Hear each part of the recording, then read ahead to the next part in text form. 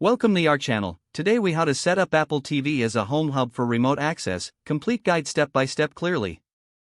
To set up Apple TV as a home hub for remote access, begin by ensuring your Apple TV is updated to the latest software version. Turn on your Apple TV and navigate to the Settings app.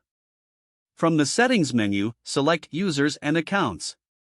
If you haven't already, sign in with your Apple ID that is linked to your HomeKit devices. Next, go back to the Settings menu and select AirPlay and HomeKit. In the AirPlay and HomeKit settings, ensure that Use as Home Hub. Now, make sure your Apple TV is connected to the same Wi-Fi network as your HomeKit devices. If you encounter any issues, check your Wi-Fi connection and ensure all devices are properly connected. Remember that your Apple TV must remain on and connected to power to function as a home hub. Once everything is set, you can now control your HomeKit devices remotely. To test remote access, use the Home app on your iPhone or iPad.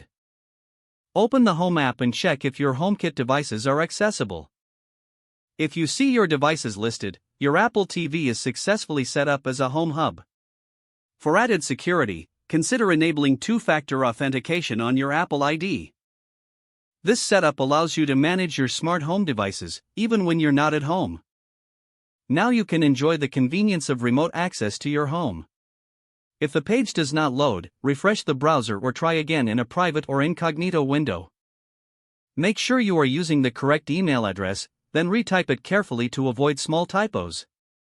If your password is not accepted, use the reset option and create a new strong password you can remember. Check your spam folder for verification or security emails, then complete any requested confirmation steps. Enable two-factor authentication if available to improve account security and reduce unauthorized access risk. After signing in, review your profile details so your contact information and settings are accurate and current.